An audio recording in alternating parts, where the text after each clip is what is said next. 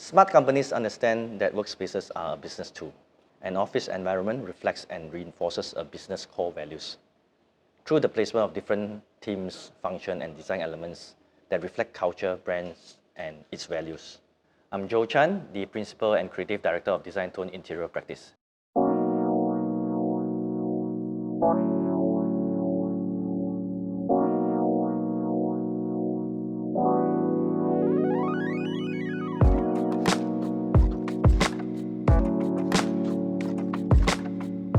Healthy Homes Marketing is a vacuum cleaning system supplier and is also the sole distributor of the Rainbow Cleaner. 8 years ago, our client Roland Tan approached us with a dynamic and elaborate vision to build the office that he doesn't want us to conform to office typology, norm office typology. The opportunity given here was a mutual collaboration with common intention to push design boundaries for the office.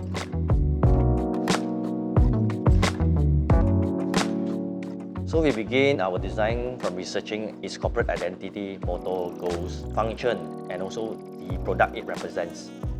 This rainbow machine uses unique water filtration system to trap dirt and odors.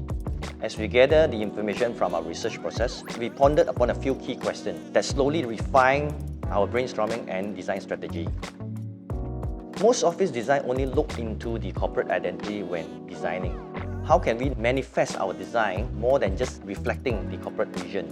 How can we integrate the strength of products into an intangible spatial experience? So we took the opportunity to reflect the metaphor of water and inject it into our design, be it visually or abstractly. We started the space planning by studying the headcount and understanding how the office operates. We look into activity-based method and suggest multiple layouts that differentiates activities such as high-focus activities, focus and collaboration, and confidential and knowledge sharing. Understanding the basic fundamental and the impact of it help us position each department in its rightful location, where adjacency, privacy comes into consideration. That's done with the most basic design bubble diagram and other design methodology. Once we came up with the proximity and adjacency layout diagrams, where the flow of the operation is making sense, we move on with carving the space in further details, putting in the room sizes, the seating sizes, and etc. This is where to-scale layout is created and fine-tuned with numerous back and forth discussion with the client. This went over for a period of approximately a month. As mentioned previously, we wanted the design to have this abstract translation of water into the entire space. We broke the rigidity of the squarish layout by introducing an oval shape in the central core, acting as the main circulation space for the office. We also took the opportunity to further inject circular spaces, shapes, and form into the overall layout, which is derived metaphorically from the water droplets. These spaces include the holding area, meeting rooms, discussion, and some other auxiliary spaces. When the floor plan was finalized and agreed with the client, we looked into the materials, proportion, colors, shapes, forms of the entire office. Not forgetting also all the mechanical, electrical, plumbing, and how all this interface with each other.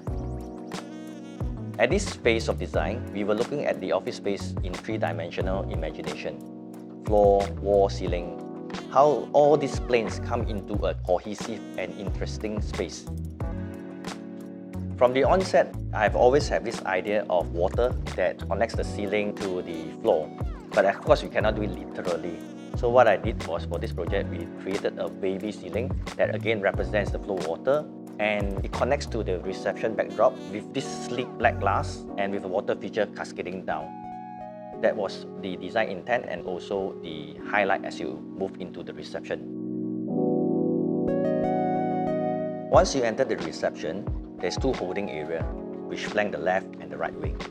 Both the holding area was done in a circular shape, which again represents the droplet of water. As you move further into the interior space, the center core houses the admin, HR, and operation of the business. On the right side of the center core is the semi-public spaces. Catering for the dealers, there is an informal working area, discussion and hangout areas. The back area of the office is where all the telemarketers are being located, where it gives a sense of privacy and confidentiality. The dealer and marketing area are adjacent to each other, and it is both required the most interaction and communications. As the dealer area is located in an open space, we need to consider also soundproofing. That's where we created telephone ports and also some meeting rooms for them. In the event, they need to make private calls as well as having certain team meetings. As you look further detail at the open area, you will also notice that there's a column that stood out like a sore thumb. So we took this opportunity to create a conversation piece where we wrapped the pillar with curved fins, tapered it up-down, forming an abstract representation of a tree in which we name it the Tree of Wisdom. The left wing of the office is where the private spaces were positioned. The boardroom, managing director's holding area, and managing director's room. These three spaces are connected to each other without doors for the convenience purpose of the managing director. The holding area and managing director's room, we personalize it to reflect his personality, where his passion for guitar and some of his collection is evident at this area. At the corridors, you will see the custom-made carpet, which expresses the fluidity of water.